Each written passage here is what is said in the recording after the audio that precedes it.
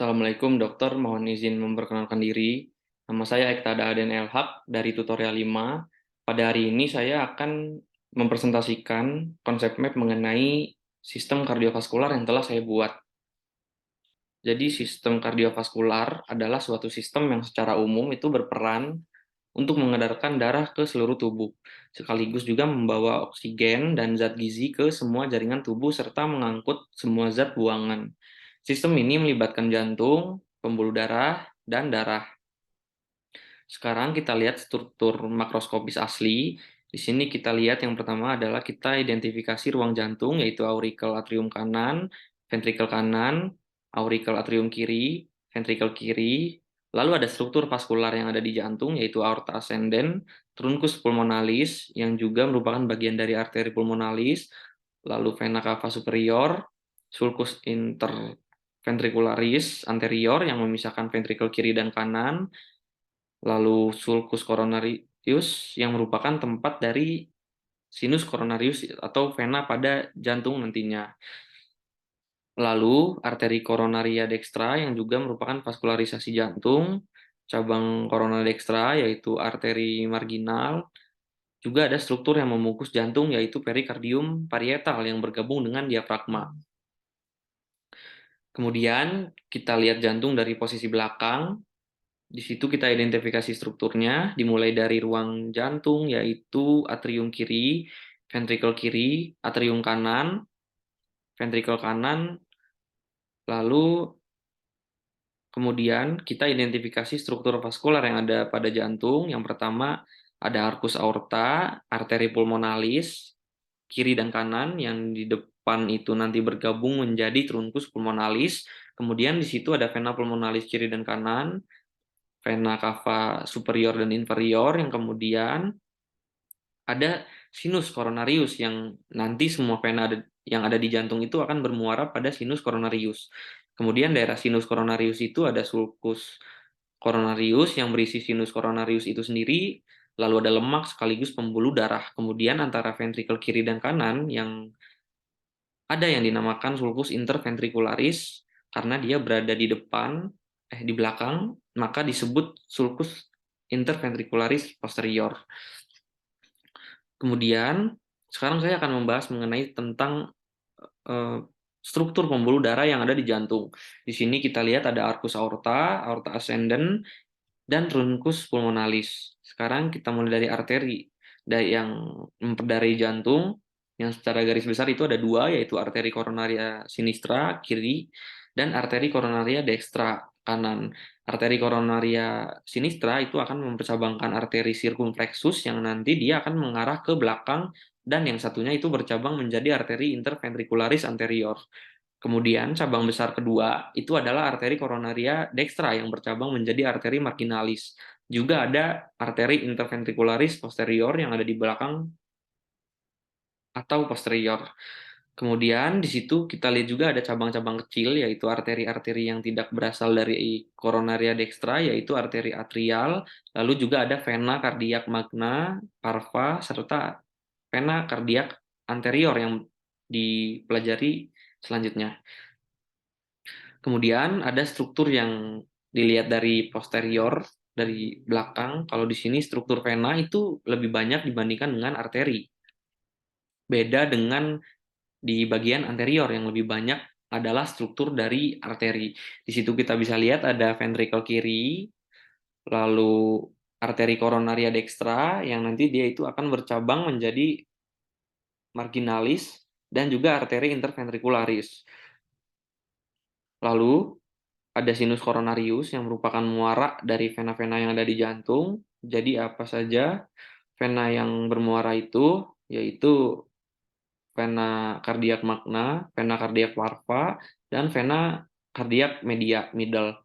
Dan juga ada vena kardiak posterior yang kemudian ada arteri interventricular posterior yang merupakan cabang dari arteri coronaria dextra. Nah, berikutnya ada struktur dari sistem konduksi jantung. Sistem ini penting karena diketahui kalau jantung itu dapat menghasilkan listrik sendiri. Oleh karena itu, otot jantung itu diklasifikasikan sendiri karena memiliki kemampuan otomatisasi yang dicetuskan oleh struktur yang disebut sinoatrial node, SA node yang merupakan pencetus impuls pertama pada jantung. Kemudian SA node itu akan mengalirkan impulsnya ke AV node, atrioventricular node yang berada di antara atrium dan ventricle. Dari SA node ke AV node itu ada 3 buah jalur yang disebut sebagai jalur internodal. Kemudian dari AV node akan dialirkan ke AV bundle, yang dari AV bundle itu akan ke bundle branch yang terdiri dari kiri dan kanan, yang kemudian akan ke serat-serat Purkinje, yang nantinya ke otot-otot miokard. Jadi aliran listrik jantung dimulai dari SA node hingga ke serat-serat Purkinje.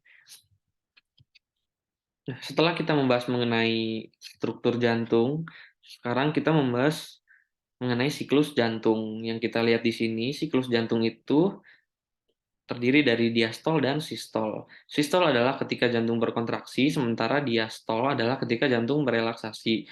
Di situ digambar bisa dimulai dari start atau mulai yang saat itu keadaan ventrikularnya berrelaksasi, yaitu diastol ventrikular. Lalu akan terjadi darah yang masuk ke atrium, mengisi atrium, dan nantinya akan dilanjutkan ke ventricular filling sebagai fase selanjutnya.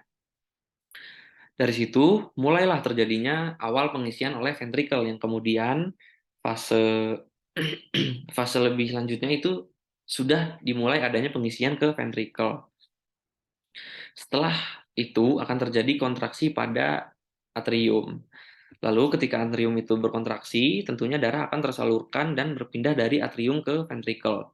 Darah itu sendiri akan membuat tekanan yang besar ketika atrium itu berkontraksi, dan di situ terdapat yang namanya katup, yang dia itu akan menutup, lalu cairan yang ada pada ventricle itu akan berusaha keluar dari ventricle dan berpindah ke tempat semulanya. Lalu berikutnya di sini mulai terjadinya kontraksi ventricle, dan nantinya akan dilanjutkan ke pengeluaran isi cairan darah dari ventricle itu sendiri. Oleh karenanya disebut sebagai ventricular diastole fase yang kedua, yang sampai habis dikeluarkan semua isi darahnya yang ada di ventricle. Lalu berikutnya adalah mulai lagi ke fase start, fase awal. Nah, berikutnya saya akan membahas mengenai penyakit jantung koroner. Jadi, penyakit jantung koroner atau yang disingkat PJK adalah penyakit atau kelainan yang disebabkan karena penyempitan pembuluh arteri yang mengalirkan darah ke otot jantung. Penyakit jantung koroner (PJK) biasanya dimulai saat lemak, kolesterol, dan zat-zat yang lain itu bersatu di bagian dinding dalam jantung, arteri jantung. Kondisi tersebut dinamakan aterosklerosis, yang penumpukannya itu dinamakan sebagai plak. Yang plak itu nanti dia yang menyebabkan arteri menyempit sehingga dapat menghalangi aliran darah, sehingga begitu pula dengan pecahnya plak itu dapat menyebabkan gumpalan darah sehingga terjadinya jantung koroner. Selain kolesterol, penyakit jantung koroner dapat disebabkan oleh hal-hal seperti diabetes, lalu tekanan darah tinggi, merokok, hingga tidak berolahraga atau gaya hidup menetap. Penyakit jantung koroner menjadi penyebab utama kematian di negara Asia pada tahun 2010. Lalu di Amerika Serikat, kematian akibat penyakit jantung koroner itu sebesar 27% atau 650.000 orang pada tahun 2014. Lalu di negara berkembang seperti Indonesia, tingkat kejadian terus meningkat setiap tahun, dan hasil riset dan survei oleh Rikesdas 2013 itu menunjukkan jika prevalensi penyakit jantung koroner di Indonesia itu sebesar 1,5% atau diperkirakan mencapai 2 juta orang. Gejala pada penyakit jantung koroner itu mungkin tidak terdeteksi, namun saat arteri mulai menyempit secara terus-menerus, semakin sedikit darah yang mengalirkannya ke jantung itu akan memperparah kondisi. Lalu juga ada beberapa tanda dan gejala lain seperti nyeri dada, lalu sesak nafas, lalu kelelahan, juga serangan jantung. Nah, faktor resiko itu dapat terjadi secara bersama, dan satu faktor itu dapat memicu faktor yang lain. Faktor resiko penyakit jantung koroner itu meliputi usia, jenis kelamin, riwayat keluarga, merokok, stres, alkohol, serta gaya hidup. Lalu, untuk komplikasi penyakit jantung koroner itu dapat menyebabkan beberapa komplikasi seperti nyeri dada, lalu serangan jantung, gagal jantung, hingga aritmia. Nah, kebiasaan atau gaya hidup yang baik tentunya itu dapat membantu mengobati dan mencegah penyakit jantung koroner. Untuk meningkatkan kesehatan jantung itu biasanya seperti berhenti merokok, olahraga, lalu mengontrol tekanan darah tinggi, diabetes, kolesterol tinggi, lalu mengelola stres, makanan rendah lemak, serta mempertahankan berat badan yang baik. Lalu, tes untuk membantu diagnosis atau memantau penyakit jantung itu biasanya seperti EKG, ekokardiogram, tes stres, CT scan jantung, juga kateterisasi jantung.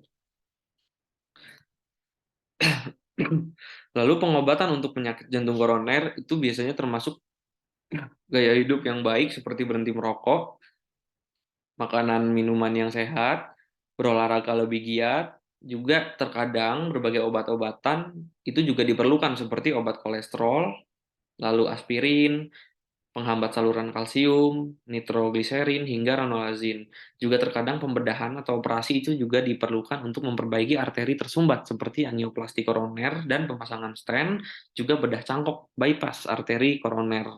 Nah, selanjutnya saya akan membahas mengenai gagasan saya yang berjudul Pembentukan Akademi Health System atau Sistem Kesehatan Akademik di Kalimantan Utara untuk Kesejahteraan Masyarakat. Penyakit jantung itu adalah salah satu dari penyebab kematian di negara Indonesia, terutama di daerah Kalimantan Utara. Penyebabnya bisa bermacam-macam, dimulai dari kegiatan gaya hidup yang tidak sehat sampai kurangnya aktivitas fisik. Hal tersebut yang mendorong saya untuk membuat ide atau gagasan mengenai dibentuknya suatu organisasi pelayanan kesehatan berbasis akademik di Provinsi Kalimantan Utara. Sistem kesehatan akademik atau academic health system adalah suatu badan yang terdiri dari beberapa organisasi yang bertujuan untuk meningkatkan sumber daya pelayanan kesehatan yang terintegrasi melalui jalur pendidikan yang baik, penelitian yang unggul, serta pelayanan kesehatan yang berkualitas. Sistem kesehatan akademik itu biasanya terdiri dari sekolah kedokteran, School of Medicine, health, rumah sakit nasional, rumah sakit pendidikan, hingga suatu penelitian, lembaga penelitian untuk mendukung terbentuknya sistem kesehatan akademik. Nah, Kalimantan Utara yang terkenal memiliki prevalensi penyakit jantung tertinggi itu ternyata belum memiliki fakultas kedokteran, juga rumah sakit dan juga jaringan-jaringan lain yang seharusnya bisa menjadi perhatian. Sesuai dengan apa yang telah terjadi di Kalimantan Utara, khususnya di Universitas Borneo Tarakan, itu belum adanya rumah sakit berskala nasional, juga fakultas kedokteran. Tujuan pembentukan sistem kesehatan akademik itu untuk meningkatkan kualitas hidup masyarakat dengan cara dibentuknya sekolah kedokteran, rumah sakit, serta lembaga-lembaga pendukung untuk kualitas hidup yang berkualitas. Berkaitan dengan suatu masalah kesehatan yang terjadi di Kalimantan Utara juga, di mana kesehatan merupakan hal terpenting yang tidak bisa dibeli dengan harga berapapun, yang pelayanan kesehatan yang baik itu dan berkualitas itu tentunya akan berpengaruh terhadap kesehatan masyarakat. Begitu pula sebaliknya, meskipun pembentukan sistem kesehatan akademik ini berpusat di Kalimantan Utara, tetapi sistem ini tidak hanya berlaku untuk provinsi tersebut. Yang diharapkan juga dengan dibentuknya sistem kesehatan akademik, terus bisa menanggulangi masalah penyakit yang ada di sana. Lalu, setiap perjalanan juga pasti selalu menemukan masalahnya yang berkaitan dengan pembentukan sistem kesehatan akademik ini. Terdapat beberapa komplikasi seperti belum adanya sekolah kedokteran, belum adanya rumah sakit berskala nasional, lalu sumber daya yang terbatas, hingga biaya yang tidak main-main. Sekian dari presentasi saya mengenai konsep map sistem kardiovaskular. Mohon maaf apabila banyak salah dan kata. Terima kasih atas pengertiannya, Dokter.